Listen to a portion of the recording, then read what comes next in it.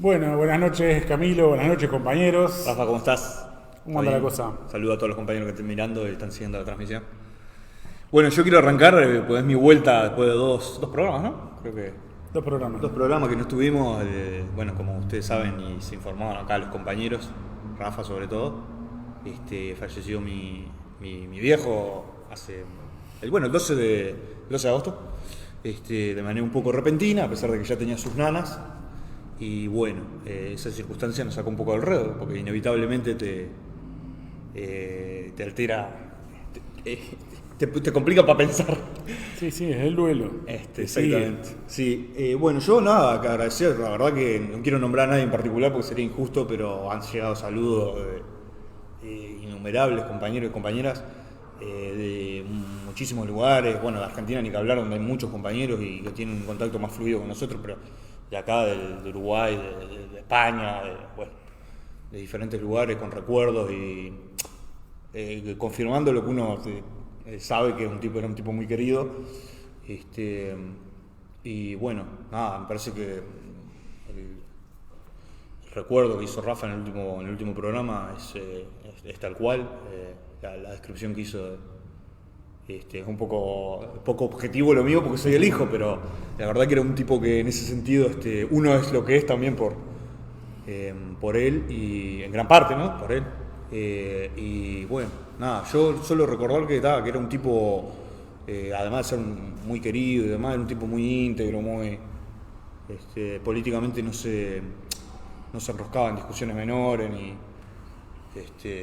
en pendencias muy personales ni nada, y siempre tenía presente el problema de la formación, ¿no? Yo ahora en el entierro me acuerdo porque vino una compañera muy joven, y me dice que le quedó la lástima porque tenía un libro para devolverle, que le había prestado un libro de Engels y de Marx, y era permanente eso en él, ¿no? Es decir, tratar de...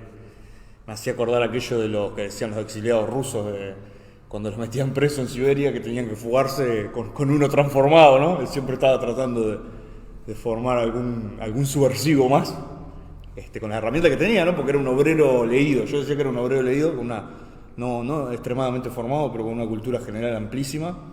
Bueno, dejó un hueco ahí que esperemos que vamos a tratar de llenar de alguna manera. Yo nada, eso, agradecer. No, evidentemente, sí, hemos tenido repercusiones obviamente de parte de distintos compañeros sobre Washington y el impacto que generó esta noticia. Y bueno, hicimos un homenaje que creo que corresponde a que a cada militante, a cada compañero que ha tenido vinculación al partido, lo recordemos. Y el homenaje siempre sigue siendo, obviamente, mantener las banderas de la revolución, la bandera del socialismo y llevar adelante la lucha del partido, ¿no? Es decir, han sido compañeros constructores del partido, y por lo tanto en el caso de Washington también habíamos recordado a otros compañeros que fallecieron este año, sí, ¿no? Como la compañera Verónica Chanis, la compañera Claudia Hornos. Tenemos que recordarlos, ¿no? Están en nuestra memoria siempre. Totalmente. Sí, yo quiero sumarme a lo de Verónica, que estaba una compañera, yo la conocí en un congreso, la verdad, y una moral y una solidez tremenda, la verdad. Tal cual. Verónica, a los hijos, a todos. Y yo agradecer, mi agradecimiento obviamente en nombre de mi hermano también, que me pidieron ahí que extendiera el nombre de todos nosotros, que somos 6, aparte. Sí, no, creo que es una obligación del partido recordar a los compañeros y en este sentido era una obligación con Washington y con nuestra propia historia. Yo al inicio teníamos una música, sí, que es la música de Zorba el Griego de Mikis Theodorakis, y la pusimos como un pequeño homenaje porque murió el compositor Mikis Theodorakis, el autor de la música Zorba el Griego y de otra cantidad de músicas. Y aparte era una personalidad de la izquierda, de griega, un luchador griego que había estado en la Segunda Guerra Mundial, en la Guerra Civil en Grecia, la lucha contra la dictadura de los coroneles en fines de la década de 60, principios de los 70.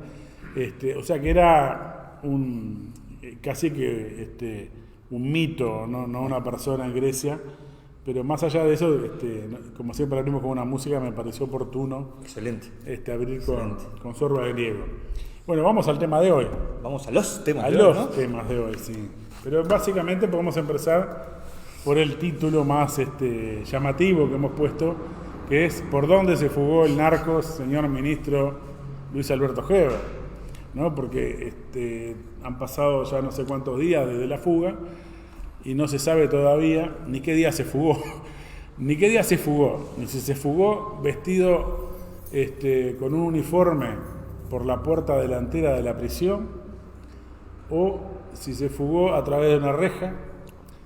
Y esto ha generado un elemento de crisis en el gobierno, ¿no? Es decir, porque como la seguridad interna de la cárcel la maneja el Ministerio del Interior y la seguridad del perímetro la maneja el Ministerio de Defensa Nacional, ahora hay que ver si la responsabilidad política está en Heber o está en García, el ministro de Interior o el ministro de Defensa.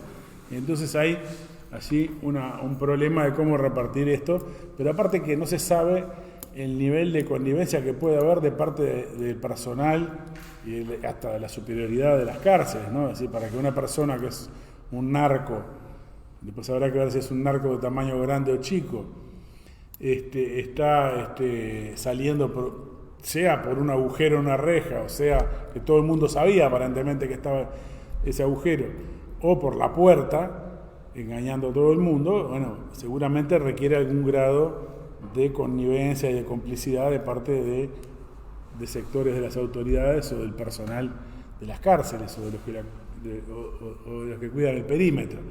Por lo tanto, también tiene que ver con el fenómeno de la corrupción y las coimas que pueden estar pagando los narcos adentro de la cárcel, que seguramente están pagando, y por lo tanto el nivel de descomposición del aparato represivo del Estado, sea en la forma de la policía o del ejército.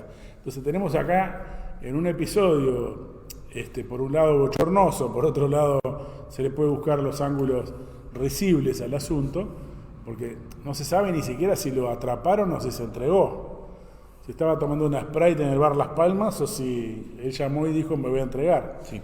Y hay versiones distintas de su novia y su abogado. Sí, o sea, eso.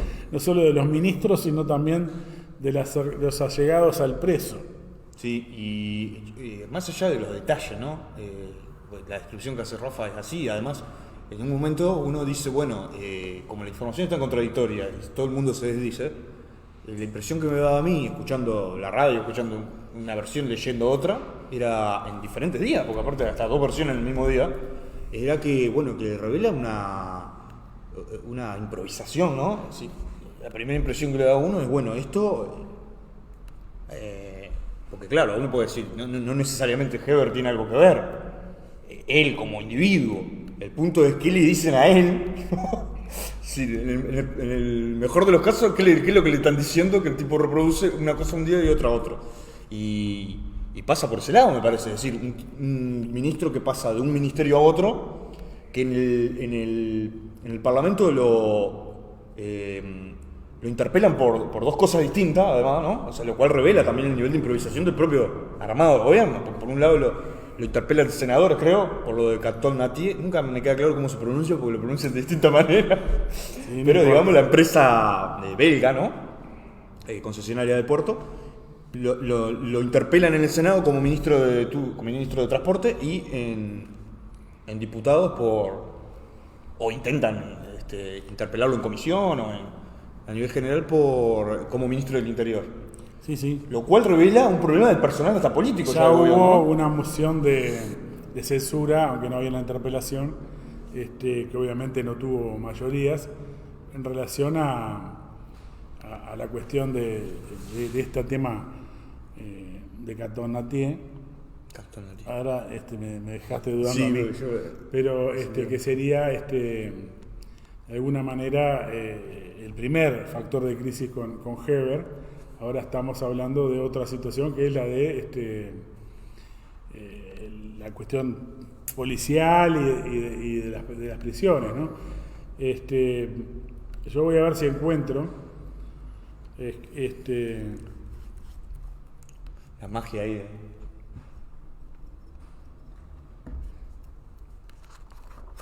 Ahí está. Vamos a ver una placa, ¿no?, que refiere a la cuestión del microtráfico, porque, bueno, parece que no sería un gran narco, sino que sería un consumidor y estaría traficando dentro de la cárcel. Y este tema está siendo en discusión ahora, ¿no?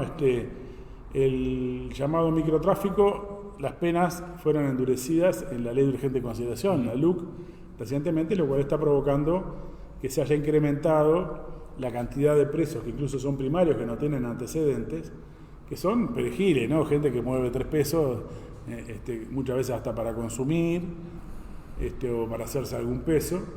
Obviamente no son grandes narcotraficantes, de esos que tiran en avionetas o que tienen los containers llenos de soja alucinógena. Claro.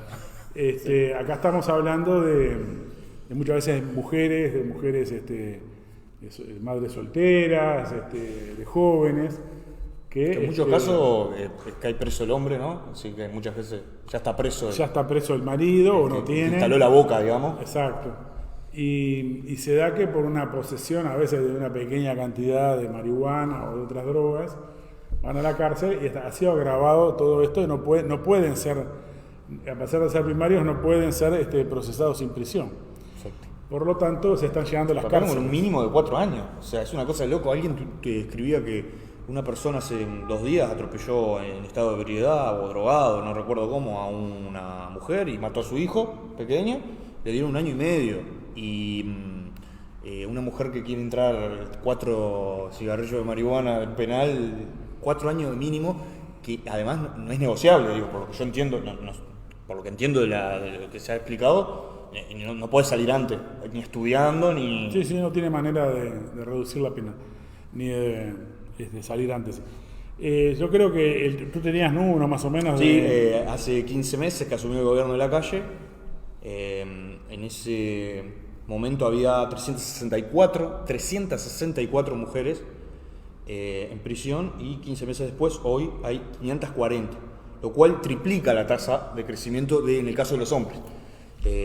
Sí, incluso si hiciéramos una diferencia entre cuántos presos ¿no? de guante blanco, ¿no?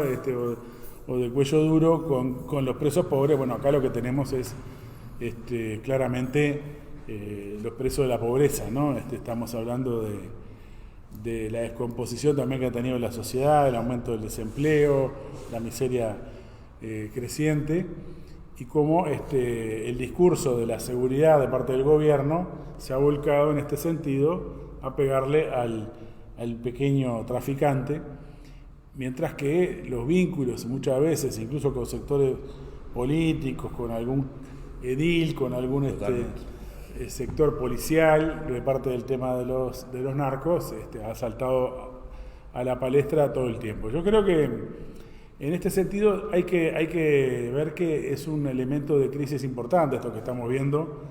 Ahora, por ejemplo, en el diario Búsqueda de hoy sale una nota que dice que están rediscutiendo este artículo de la LUC.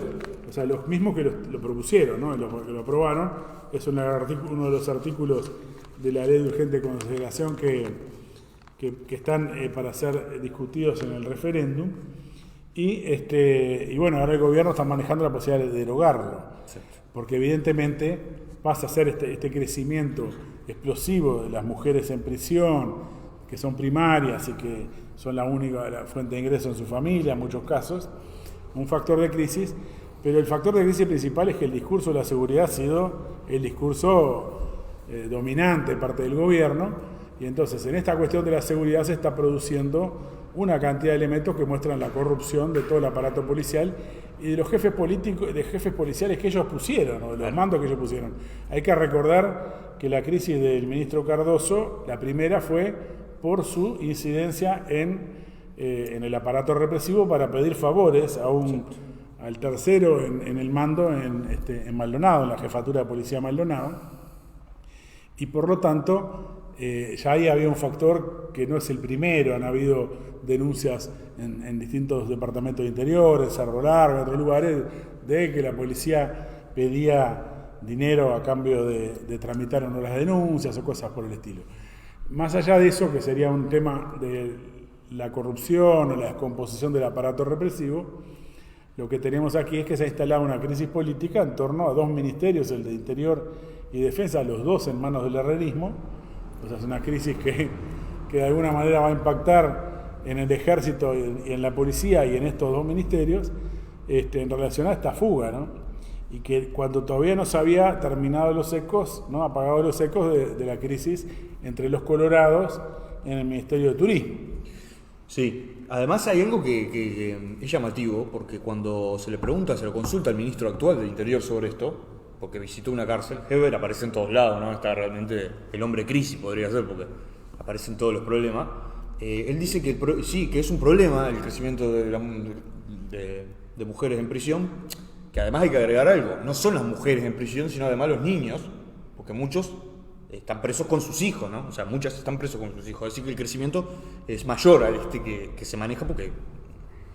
y dice que bueno, que es un problema, sí, pero por el éxito que están teniendo en la calle, y por eso se nos llenan los penales, dice. Es decir, que en realidad es una política sin perspectiva, porque es decir, la superpoblación, porque incluso se está hablando de ampliar cárceles, o sea, ampliar la cárcel de mujeres. Los penales se los están haciendo a él. Claro, seguro, los penales. El éxito en la calle. Entonces es algo que no tiene salida, porque es decir, el éxito te lleva a otra crisis. Por un lado eso, y lo otro es el factor social de desintegración de la familia que produce. El hecho de que la mujer, o sea, esté preso el hombre en el caso, termine presa la madre y quedan niños afuera también, porque quedan niños, o sea, quedan personas adentro y personas afuera. Así que es una crisis más integral, es una desestructuración familiar ya. Bueno, que refiere obviamente que si llegaron a ser traficantes, quiere decir que ya había un grado de descomposición de la familia y sí, la posibilidad de acceder a algún ingreso.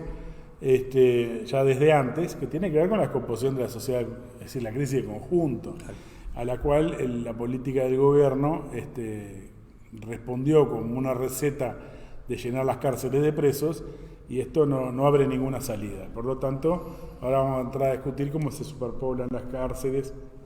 Y Perdón, Rafa, un detalle. En los datos que tiraban ahí, claro, porque como esto se transformó en un factor político, como decía, los datos que tiraban en el 2001, o sea, antes de la crisis del 2002, había 4.000 presos en todo el Uruguay. Hoy en día hay casi 13.000. Exactamente. Es decir, que esto es un problema de todos los gobiernos, o sea, no es un problema de... El primer gobierno de Tabaré Vázquez, con el ministro José Díaz, había establecido una ley que se llamaba humanización del sistema carcelario y que liberó a una cantidad de presos para reducir la superpoblación. Pese a ello se produjeron crisis espantosas, como el incendio en la cárcel de Rocha, donde fallecieron una cantidad de presos, muchos de ellos muy jóvenes, y obviamente en muchos casos eran situaciones similares de posesión de marihuana, o pasar una marihuana incluso en la cárcel a otra persona. Así que esto viene de larga, es decir, es una crisis de largo aliento, y la receta que viene a aplicar el gobierno de la calle Pou va a hacer explotar aún más la cuestión carcelaria de lo que ya era. Es decir, entonces, por otra parte, ¿cuál es el costo que tiene superpoblar las cárceles? Porque habrá que construir cárceles nuevas, generar más cárceles privadas, es decir, la industria de la penitenciaria. Por lo tanto, es todo un elemento de crisis social y que no tiene perspectiva de salida alguna. Pero me quería concentrar más en la crisis política que plantea esto, porque decíamos, no se terminó la crisis del Ministerio de Turismo, donde el sanguinetismo tuvo que dejar caer a Cardoso e incluso perdió un senador que quedó en manos del hijo de Jorge Valle.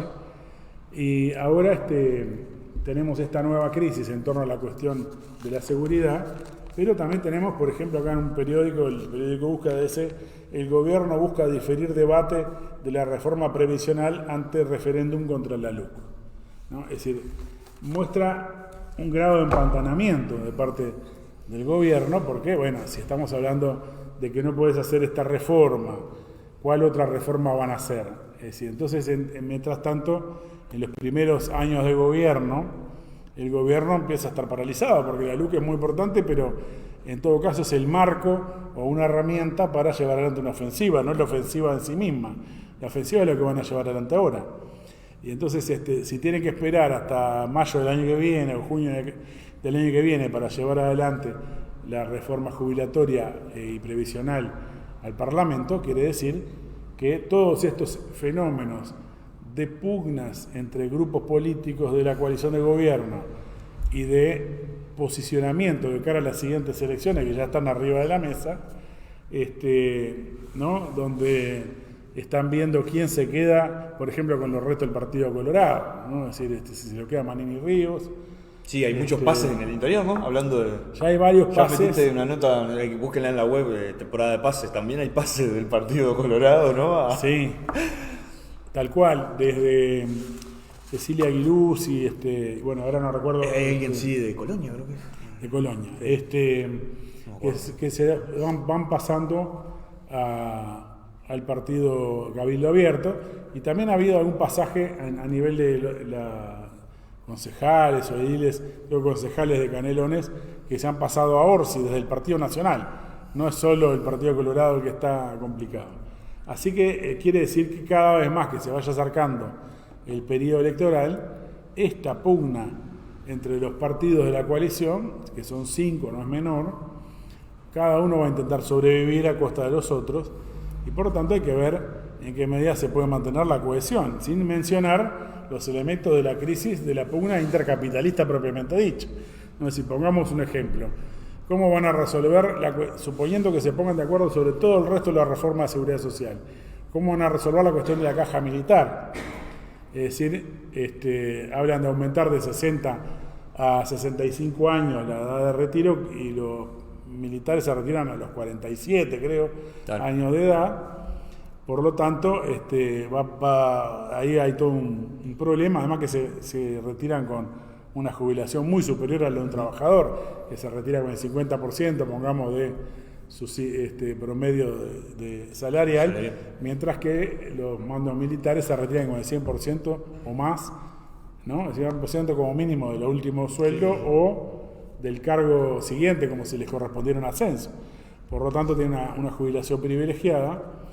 Y bueno, ¿cómo se van a poner de acuerdo con el partido militar, con Cabildo Abierto, sobre la cuestión de la seguridad social? Ahí hay todo un elemento que hace a una crisis ya más de fondo, no estrictamente sobre el reparto de los cargos del Estado o el posicionamiento de la próxima elección. Del mismo modo que hay una pugna entre una fracción capitalista que dice el dólar está muy bajo, mientras que en Argentina está más alto, y en Brasil también, y por lo tanto, si bien algunos sectores importadores los puede favorecer, a todos los sectores exportadores los afecta. Si bien los del agro tienen precios altos, en parte esto está atenuado por la cuestión del tipo de cambio, y por lo tanto hay una lucha entre distintas fracciones capitalistas sobre cómo incidir en el curso del gobierno y modificar la política del gobierno, en la medida que sea potestad del gobierno modificar el tipo de cambio. Pero, por ejemplo, la suba de la tasa de interés por parte del Banco Central apoya la caída aún mayor del tipo de cambio. Por lo tanto, las decisiones del gobierno o atenúan o agravan esta situación, y esto está generando entonces debates en el seno de las cámaras empresariales, las fracciones capitalistas, y por supuesto se traduce también en las movidas de los partidos políticos de la coalición de gobierno o del propio Frente Amplio, que se hacen eco de los planteamientos patronales. Entonces tenemos un cuadro donde el gobierno está de alguna manera empantanado, porque no puede llevar adelante reformas sustanciales y profundas en el contexto de que va a ir a una votación de características plebiscitarias sobre su gestión en marzo, abril del año que viene, y se empiezan a agudizar una serie de pugnas intercapitalistas en general y entre los socios de la coalición, tanto dentro de cada partido como entre los partidos, de cara a cómo se van posicionando frente a el tiempo que va pasando el gobierno, donde ya pasó el 30% del mandato de la calle Pou, ¿no? Es decir, hay una cuenta en Twitter que se dedica todos los días a publicar cuántos días le falta a la calle Pou para irse, y que, bueno, uno por eso se va dando cuenta que ya pasó un 30% del mandato de la calle Pou. Sí, este impasse que mencionaba, cierto impasse prolongado, parece que se prolongara porque al principio una de las razones esgrimidas por el gobierno, por los principales delegados, el propio Lacalle, era que bueno, que la pandemia nos estalló a los 13 días de asumir y nosotros ahora tenemos que barajar y dar de vuelta, ¿no? Y ahora parece que ese impasse se prolongara, ¿no? A partir del referéndum, ¿no? Que sería en marzo, abril, en teoría. Es decir, y si uno escucha, por ejemplo, a Saldain, ¿no?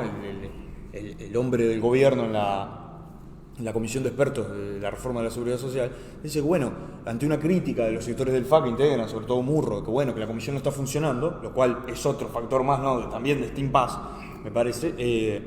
Él dice, bueno, esto tenemos que ir despacio. Murro lo que pasa es que está apurado, está ansioso, pero también en la argumentación revela que difícilmente pueda darse pasos, digamos, bajo esta ecuación, como se está dando todo, sin provocar al menos Ha habido cambios de discurso en el tema de la seguridad social, casi tanto como lo de Heber sobre el preso que se le fuga, ¿no? Que todos los días tiene una versión distinta. Porque la primera como versión... reacomodamientos permanentes, sí. Claro, la primera versión de Saldain era que esto era una discusión larga, porque ninguna reforma de seguridad social se hace de un día para otro, entonces podía llevar algunos años a discutir. Sí. Incluso en la primera versión de la ley de urgente consideración se manejaba un año para hacer el informe, con la posibilidad de extenderlo a un año más, es decir, 2 años. Un borrador y después un informe, digamos. Exacto. Y ahí esto llevó a un cambio en la ley de urgente consideración que finalmente se votó, donde metieron la pata en el acelerador y plantearon hacerlo en un tiempo mucho más corto, o sea, a fin de año presentaron el primer informe y deberían haber presentado el segundo ya hace meses, creo que por marzo, y fueron prorrogando a 45 días, porque en realidad el objetivo del gobierno era pegar lo más pronto posible, antes de que se desarticulara la coalición de gobierno y antes de que el agravamiento de la crisis pudiera plantear una reacción popular. Además, la pandemia les vino de perillas, ¿no? Porque entonces, durante un tiempo hubo cierta retracción del movimiento obrero y entonces el interés del gobierno era pegar rápido con la ley de urgente consideración lo más lejos posible de la elección de 2024. El tema es que ahora tienen que cambiar de discurso y Saldain dice porque Murro está apurado. Hace 2 meses que no se reúnan. Puede ser que esté jugando ahí algo parecido, porque hay que recordarlo, ¿no? Nosotros hemos machacado mucho con esto, pero estas son las reformas que exige el Fondo Monetario Internacional, etcétera, ¿no? Ahora, puede ser que esté jugando, esto lo planteo como duda, ¿no? Algo similar a lo que sucede en Argentina, es decir, que el FMI le exige al Congreso, ¿no? Es decir, ve una debilidad en los gobiernos. Pero eso es lógico en un momento que para un cambio de gobierno, y no, es decir, no es que vaya a cambiar, no es que vaya a cambiar el gobierno en Argentina porque es una elección de medio término y se elige el Parlamento. Pero bueno, puede cambiar la correlación. En el caso de aquí, cuando arranca un gobierno, el FMI le dice, sos vos el que tenés que meter. Sí, ponete la 10, ¿no? Claro, no le pidas que el otro te acompañará o no, el Frente Amplio, pero vos sos el que te toca hacerlo, el que está manejando sos vos. Entonces, no creo que sea lo mismo, sino que al revés, eso se podría llegar a plantear si el gobierno pierde el referéndum. Claro. ¿No? Es decir, bueno, si el gobierno pierde el referéndum, si bien el Parlamento no cambia de composición, es un golpe político muy fuerte y entonces el gobierno queda muy mal parado porque llevar adelante una reforma de la seguridad social solo, sin el Frente Amplio, provocaría un estallido social. Sí, con una ecuación tan complicada de gobierno, ¿no? O sea, con tanta fragmentación, pero aparte, bueno, si perdés un plebiscito de ese tipo sobre la luz y te metés solo en una reforma de seguridad social, tenés un levantamiento, es decir, tenés lo que plantea el Partido de Trabajadores, la huelga general, lo tenés garantizado. Entonces creo que el tema es más que nada cómo van ahora con pies de plomo más lento todavía y bueno, eso implica que se empantanaron en esta reforma, con lo cual quiere decir que tenemos que redoblar la campaña, ¿no? Porque obviamente aquí una campaña contra la reforma de seguridad social golpea sobre el gobierno, pero también golpea sobre la llamada oposición, que no es tal, que es el Frente Amplio. Es decir, Murro le pide a Saldán que convoque a la comisión de expertos en vez de decir metete la comisión de expertos en el bolsillo. ¿No? Es decir, terminemos con la comisión de expertos, enterremos la comisión de expertos y ninguna reforma contra los trabajadores. Por otro lado, ni el PIT-CNT ni el Frente Amplio han declarado nada contra el aumento de la edad de retiro. Al revés, el Frente Amplio tiene varias declaraciones en su haber favorables y ya en el programa de gobierno 2014 se mencionaba el aumento paulatino de la edad de retiro. En el 2019 no lo pusieron porque sabían que no era muy popular, piantavotos era, querían engañar a la gente, pero bueno, el PIT-CNT alguna crítica coloca a la SAFAP, el Frente Amplio no solo no coloca críticas, sino que plantea mantener la SAFAP. Claro. Es decir, el planteamiento es tan claro que dos de los precandidatos más probables de la elección que viene, que son COSE y Orsi, plantean utilizar los fondos de la SAFAP para las obras de infraestructura de las intendencias y por lo tanto adquirir financiamiento de ese lugar para lo que se llaman los corredores metropolitanos y otra serie de inversiones.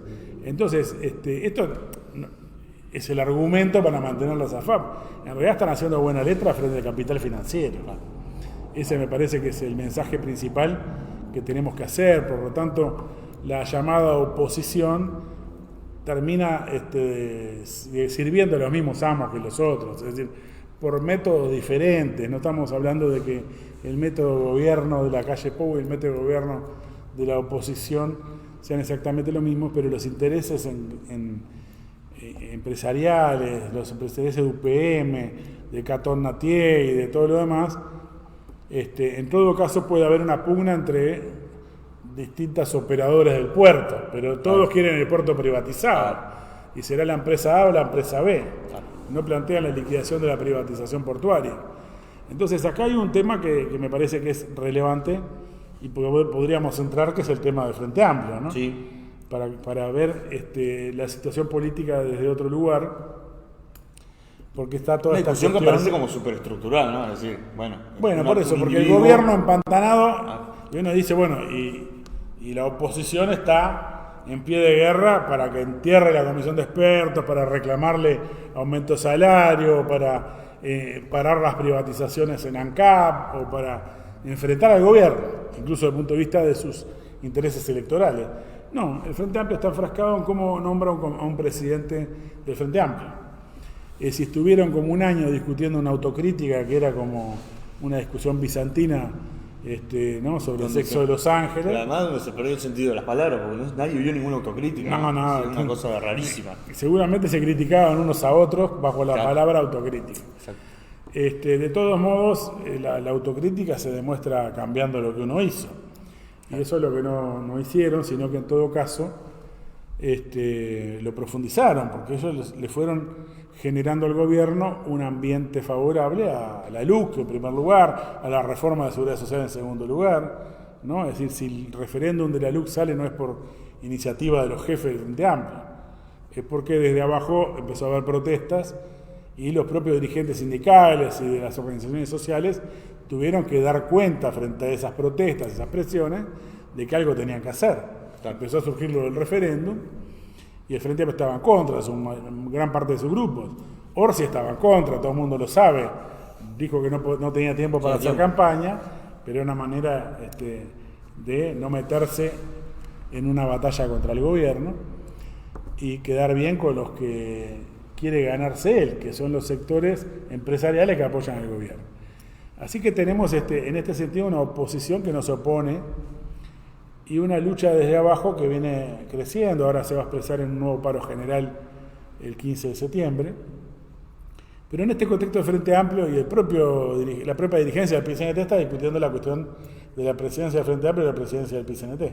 No de la estrategia del PIT-CNT para derrotar al gobierno, para impulsar la lucha por el aumento de salario, por el aumento de las jubilaciones, por el aumento del presupuesto de la educación, por las salidas para la cuestión sanitaria, sino quién va a presidir el Frente Amplio, porque si se lanzan una elección interna ahora, es como medir fuerzas entre ellos y el efecto que tendría sería muy duro para el ala derecha y tal vez para el propio MPP y para Orsi, ¿no? Es decir, una de las candidaturas que estaba arriba de la mesa era la de Gonzalo Sibila, del Partido Socialista, pero apoyada en principio por el Partido Comunista, por COSE, que son de alguna manera sectores emergentes o que se han fortalecido en el último año, desde la elección municipal por parte de COSE, el proceso del referéndum, el Partido Comunista y el Partido Socialista de alguna manera salieron mejor parados que el ala derecha de Vergara, del PDC, de la vertiente artiguista.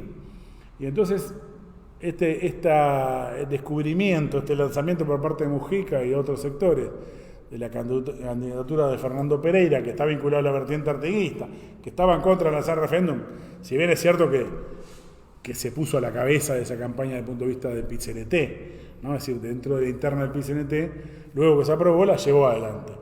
Estaba en contra de hacer esa campaña él, Fernando Gambera y toda la derecha del PIT-CNT, igual que la derecha del Frente Amplio. Por lo tanto, un poco lo que nos preguntábamos en ese artículo que tú mencionabas es qué significa esta discusión sobre la figura de Pereira como presidente del Frente Amplio, ¿no? Porque uno diría, si uno quiere conquistar un banquero, no sería lo mejor poner un dirigente sindical.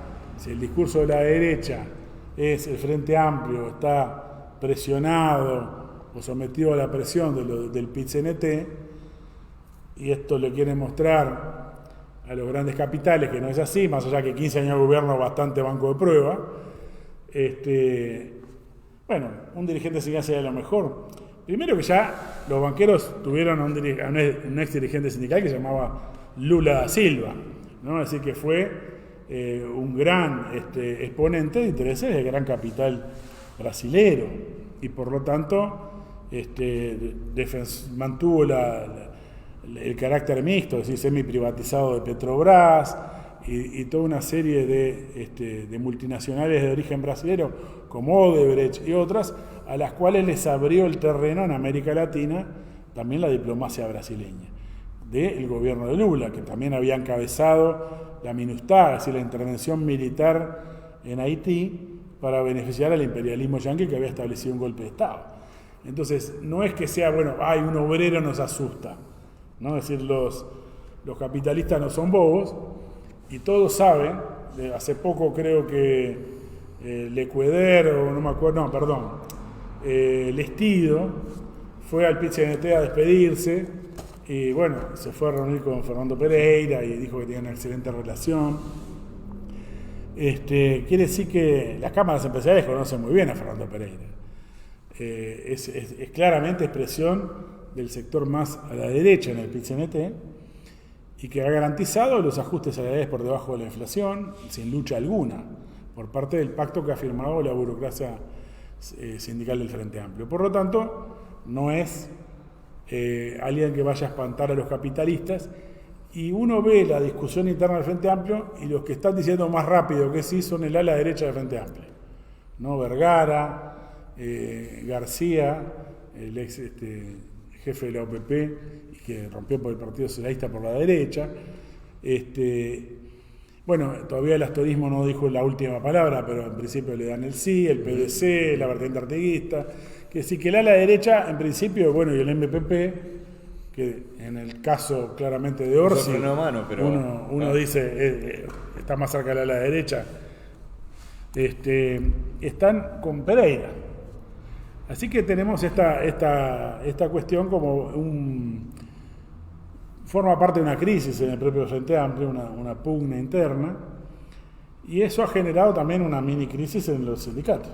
Sí, hay reacciones de las diferentes corrientes, ¿no?, a esta situación en la que es llamativo, ¿no? Por un lado es contradictorio, muy contradictorio. Por un lado tenés un paro votado para dentro de 2 semanas, un poco menos, pero no se conocen las características de ese paro. Es decir, que la cúpula sindical está enredada en un debate en el que las corrientes aparecen queriendo ir por las cuestiones formales, ¿no? Es decir, por el estatuto, por la oportunidad de este nombramiento, y no la discusión política, es decir, el significado político y entonces se habla de independencia de clase de manera abstracta, se hablan de los artículos que impedirían, Claro, ¿no? es decir, a ver, la independencia de clase.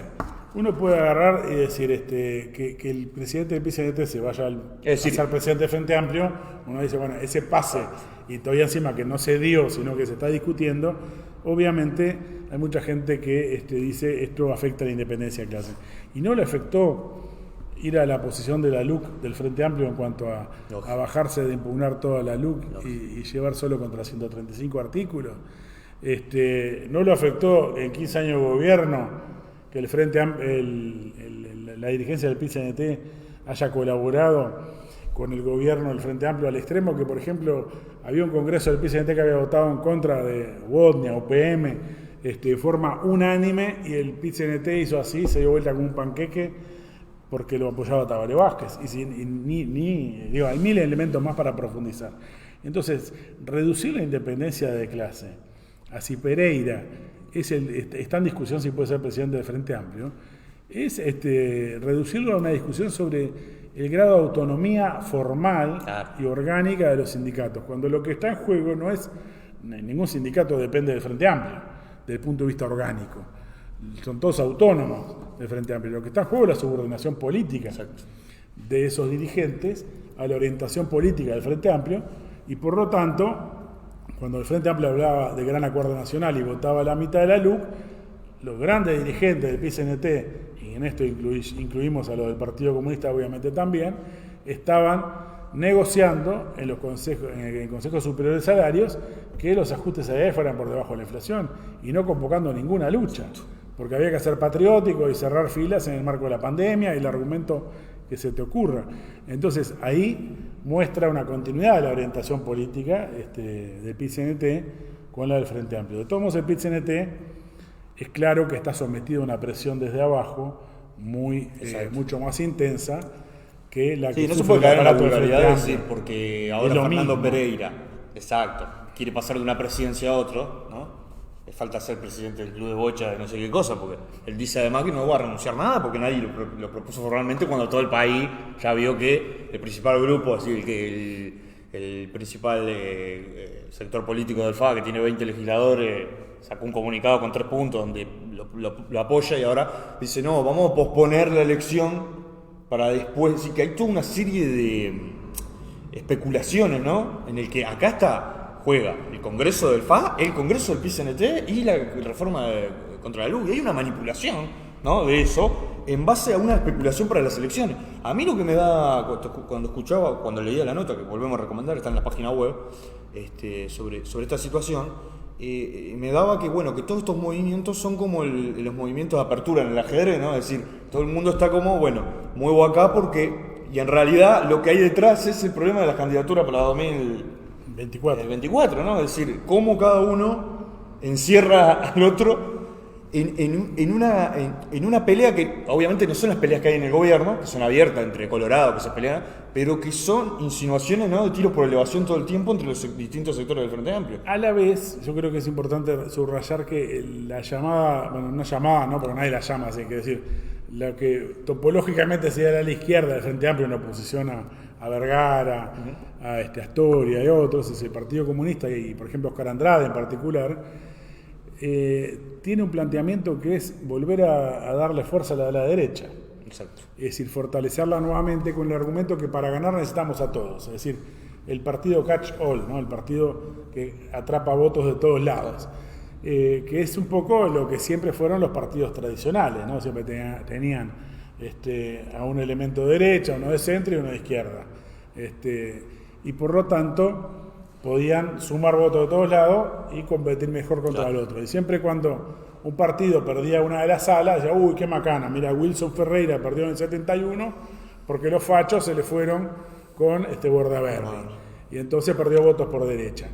Es típico del carrerista político ese razonamiento, pero quiero decir que en definitiva nosotros tenemos que vincularlo no solo al problema electoral, sino que lo que está planteando Andrade allí es que no quiere imponer su programa, o mejor dicho, que su programa es el que va a consensuar con el astorismo y con Vergara, que son los que llevaron la política económica en 15 años en el Frente Amplio, y son los que mantuvieron la SAFAP, ¿no? Sí, entonces, te garantizo un acuerdo sí o sí, ¿qué es ser comunista o socialista si vos, aún teniendo probablemente una mayoría dentro del Frente Amplio, vas a llevar la política del astorismo en relación a la SAFAP o en relación a los otros temas que se puedan plantear con algún grado de discusión, porque es la manera de ganar la elección, y entonces el programa lo marca la ala derecha, la ala burguesa, la ala más integrada al Estado capitalista, y en este sentido, bueno, revela lo que es el Frente Popular o el Frente Amplio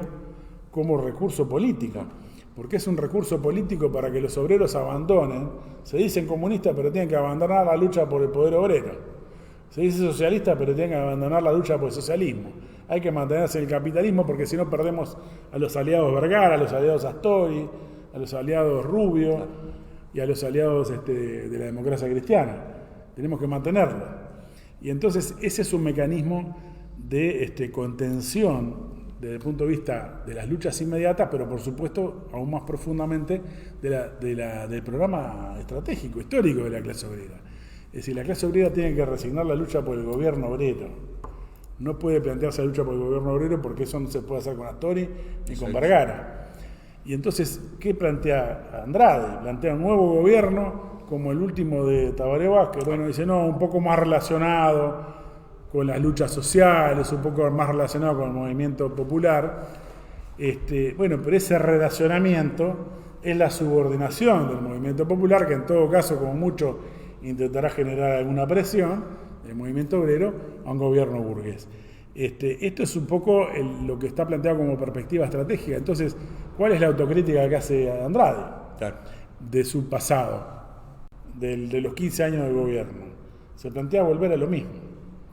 Y otro elemento que me parece interesante en la discusión de este tema es las declaraciones que son anteriores a la formulación de la candidatura de Pereira, pero antes de ese planteamiento, Pereira había sido entrevistado por La Diaria, en la revista Lento, y él dice que la experiencia de gobierno del Frente Amplio es la experiencia más de izquierda en toda América Latina desde el 2000 para acá. Es decir, superior a la de Lula, superior a la de Evo Morales, a la de Chávez, a la de todo el mundo. Quiere decir que estamos satisfechos. Hay que reeditarlo. ¿No? Claro, bueno, fue muy profundo la reforma de la salud, que le volcó una tonelada de guita a los empresarios médicos, a los capitalistas de la medicina, mientras sigue habiendo una precariedad laboral enorme en la salud, y por otro lado, la población tiene una salud muy mala, porque para conseguir hora con un especialista hay que hacer malabares, no hablemos ahora de la pandemia, hablamos en general. Y por otra parte, no hay medicina preventiva. Por otra parte, para acceder a un tratamiento hay que pagar una cantidad de tickets y órdenes muy grande, y entonces la gente no va al médico porque no puede gastar. Entonces se invierte un 12% del PBI en salud y el pueblo no tiene salud. Esa es la gran reforma que reivindican de la salud. La reforma de impositiva, mantenemos un impuesto al salario, mientras las multinacionales están exoneradas de una cantidad de impuestos. Eso es lo que reivindica Pereira. Sostiene Pereira, parece. Bueno, sostiene Pereira que el gobierno del Frente Amplio fue muy bueno. Fue más profundo que todos los gobiernos de América Latina. Bueno, discutamos todos los gobiernos de América Latina, porque el problema acá es el fracaso, en definitiva, de todo este planteamiento de transformaciones paulatinas. Lento fue a Pereira, no a Andrade. A Pereira. Ah, bien, porque había dicho Andrade. Yo dije Andrade, sí. Bueno, me equivoqué. Pereira es el que sostiene esto, pero coincide que a medida con Andrade. O sea, hay que recordar que más allá de toda la discusión sobre la casa en San Luis, Andrade trabajaba en todas las voces en el Canal 4 y su discurso era permanentemente la defensa de los gobiernos del Frente Amplio. No hacía ni siquiera al pasar un énfasis en que había que profundizar ningún programa de ningún tipo. Entonces, ¿cuál es la autocrítica de Andrade? Nuevamente pregunto, porque se habla tanto de la autocrítica del Frente Amplio. Está planteando reiterar una política que ya llevó al fracaso, llevó al triunfo de la derecha, en condiciones que ya no son las del 2000, y no es viable volver a la situación anterior, porque vamos a una agudización aún mayor de la crisis y de la lucha de clases. Entonces, en ese sentido, lo que parece realista, porque es paulatinamente ver si podemos meter la ley tal y el no sé qué, y por lo menos no retroceder tanto, termina siendo un planteamiento completamente irreal, porque vamos a crisis muy fuertes a nivel de América Latina y a nivel internacional. Totalmente. No sé si nos queda algo, creo que estamos en... Acordate que hoy juega Uruguay, ¿no? Estamos Hoy juega Uruguay. Estamos a menos de una hora. Sí, yo creo que tenemos que colocar un planteamiento de superación del Frente Amplio. Quiero decir, ahora, por ejemplo, me quedé pensando, una de las cosas que están surgiendo... Cavani no juega. Cavani no juega, seguro, no le largaron los ingleses, así que... No, por ejemplo, tenemos esta situación anterior de toda la discusión que hubo sobre el papel del sindicato policial, para que se vea que las cosas tienen una continuidad. Y hoy tenemos a la secretaria general del sindicato policial proponiendo para suplantar a Pereira a Richard Reed, que ni siquiera, digo, que incluso está jubilado, ¿no? O sea, no solo está jubilado, es un problema formal ese, digo. Parece que está como uno de los asesores del gobierno en la reforma de la educación. Te quiero decir, no se cuidan ni las formas, ¿no? Ya, porque es como que, bueno, es yo siempre lo recuerdo con un poco de chanza como el hombre que reivindicaba al niño cero falta que iba caminando a estudiar, ¿no? O sea, una cosa... No, bueno, pero eso es anecdótico, muy bien, yo también reivindico al niño cero falta, vamos arriba. El problema es, él impulsaba colegios privados financiados por la patronal de la cervecería y de la bebida, y también por el sindicato, a través del convenio colectivo. Es decir, que daba un impulso a educación privada, cuando enfrentaba todo el planteamiento de los sindicatos docentes y los sindicatos de la educación. Entonces, después se integró a EDUI 21 y participó en todo el tema de una reforma de la educación, que es, de alguna manera, la base del programa del gobierno de la calle Pou y de sus aliados, que ahora forman una comisión donde habría 13 asesores, uno de ellos es Richard Reed. Veremos qué pasa con todo esto, pero es evidente que se plantea una reforma educativa y que se está intentando generar un colchón favorable en la opinión pública porque toman algún elemento que es vinculado a la izquierda, ¿no? Gonzalo Moratorio, el investigador vinculado al Instituto Pasteur y a la universidad sobre el tema del COVID, Richard Reed, dirigente sindical, un gache educativo, pero alineado con EDUI 21. Así que creo que la propuesta, obviamente, del sindicato policial es coherente con el sindicato policial que defendía a Larrañaga. Muy consecuente. Pero a la vez el sindicato policial estaba vinculado al grupo articulación en el PIT-CNT. Ahora apoya a uno de los jefes del grupo En Lucha, que está COFE, que está ADEOM, que está la FOEB. Entonces, acá muestra también como En Lucha, que está enojado porque Pereira no define su situación con el PIT-CNT, con el Frente Amplio, en realidad tiene más punto de contacto con articulación y con Pereira de ser una oposición. Que las corrientes, todo indica que hay una formalidad tan grande en el debate que todo indica que pareciera que ha habido una lucha media por cargos, ¿no? O sea, para el próximo Congreso se está hablando recién de un documento de balance y perspectiva por parte de las corrientes mayoritarias, o sea, Articulación y el Partido Comunista. No hay un debate sobre plan de lucha para enfrentar... estamos hablando de los mismos que después denuncian las 60.000, 70.000 personas que comen en la soya popular en Montevideo. Pero no hay un plan de lucha para enfrentar eso. Lo que hay es... No hay un documento. Lo que hay es discusión sobre un cargo en el Frente Amplio, en la presidencia, y después, bueno... Si vamos con vicepresidentes, si vamos con presidentes, si vamos con coordinadores, volvemos a la figura de coordinadores. Incluso de las corrientes opositoras. Entonces hay una gran limitación en el debate y no hay planteos estratégicos para salir de este impasse.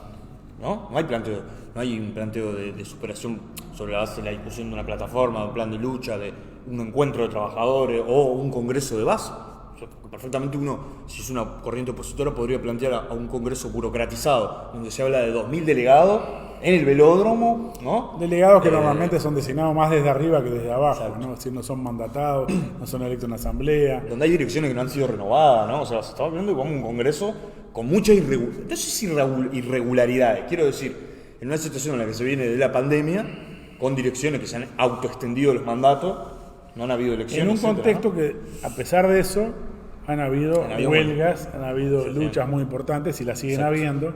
Y por lo tanto, mientras la burocracia sindical discute sobre el problema del Frente Amplio Bueno, está el paro del 15, Pereira, que refleja también, ¿no? Claro, está el paro del 15, en realidad hay muchas luchas. Sí, debería convocarse un congreso de base, sin duda, y esto debería ser lo que debe estar planteando los grupos que se llaman de oposición en el PCNT. ¿No? Es decir, colocar una deliberación en la base de los trabajadores para plantear una política que quiebre la orientación que atomiza la lucha, la orientación política que lleva a una negociación en los consejos de salario completamente subordinada a la política de topes salariales y de ajustes por debajo de la inflación, y por lo tanto requiere una lucha política en el seno del movimiento obrero.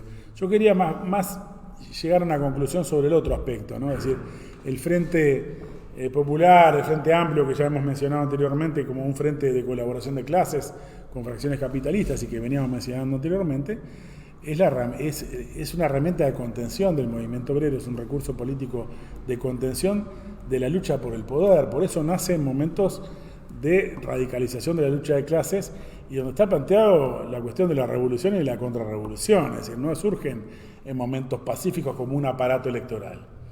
En momentos pacíficos los burgueses se quedan en los partidos burgueses y no dan bolilla. El tema se produce, esos cambios, esos pases violentos, cuando la clase obrera amenaza realmente una situación de lucha por el poder político, o de ir a la huelga general, que es un anticipo en definitiva, y esto fue lo que recorrió la clase obrera uruguaya en los 60.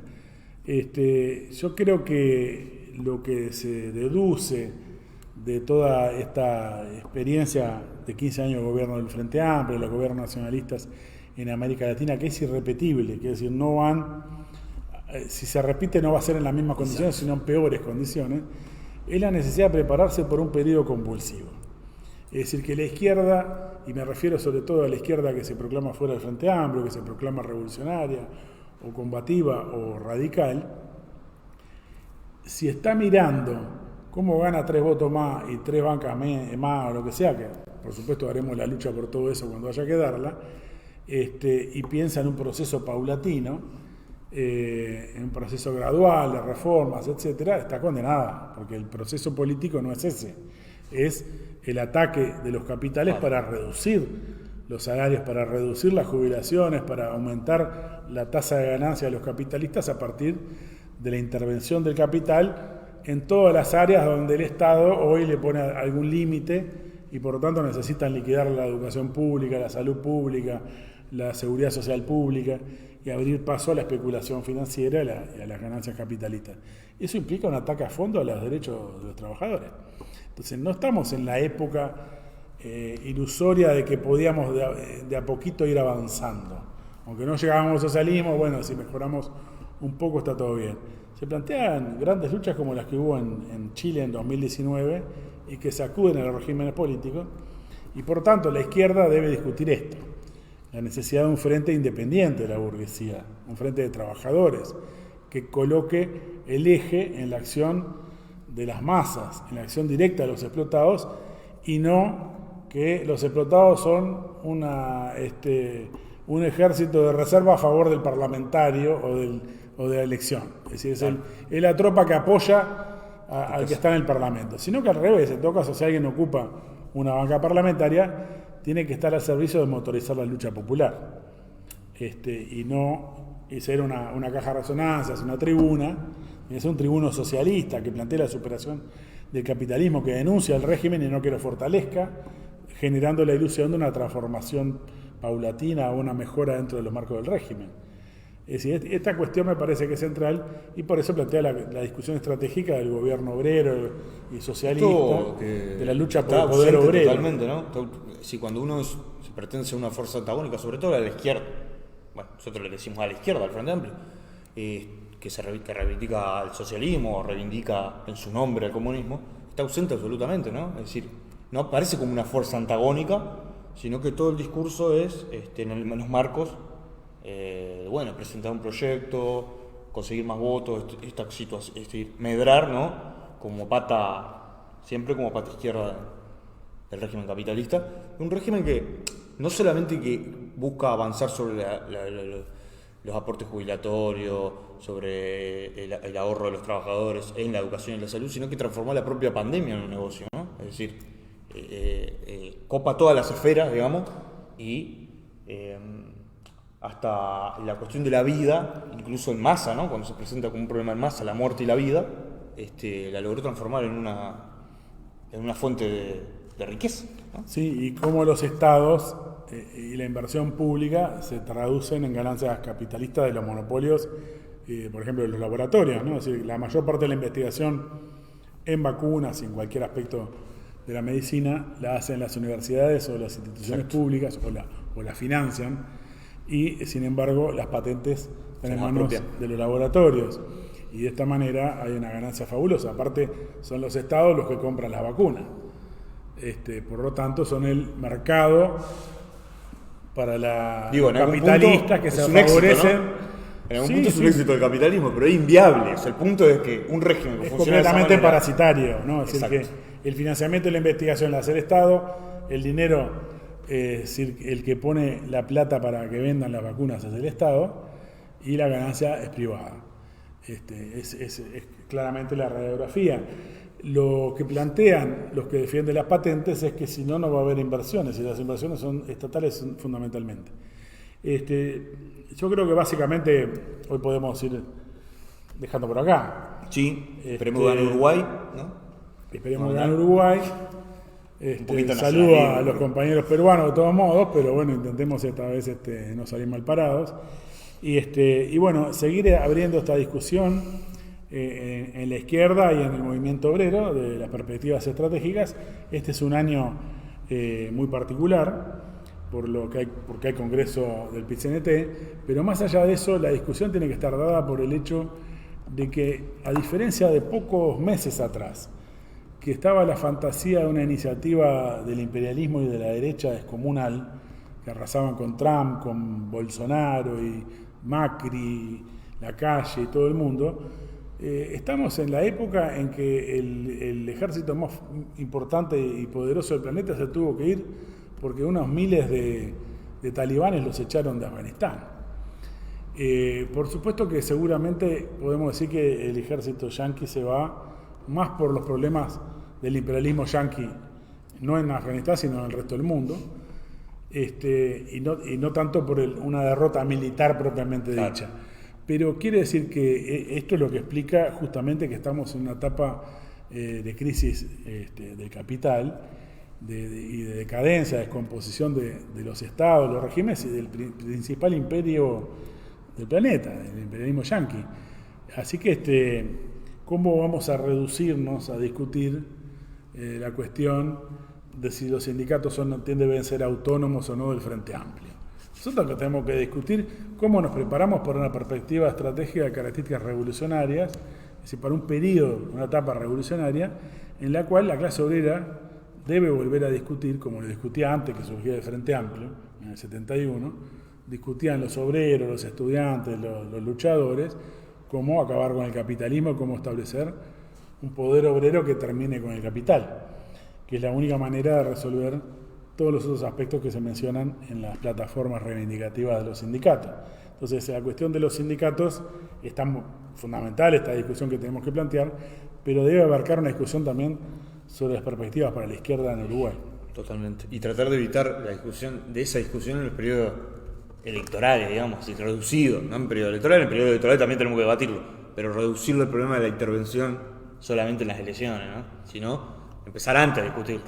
Sin duda, y por otra parte con un carácter internacionalista, porque es decir, que vamos a fantasear con salidas nacionales cuando todo eso ya está agotado y se demostró en décadas y en la última experiencia de los gobiernos nacionalistas más que nunca, y por lo tanto ni la variante nacionalista burguesa ni los supuestos proyectos de socialismo en un solo país ni nada de eso plantea una salida, sino que está planteada la cuestión de la revolución internacional de la clase obrera, y la Unión Internacional de la Clase Obrera en términos revolucionarios plantea la cuestión de la internacional.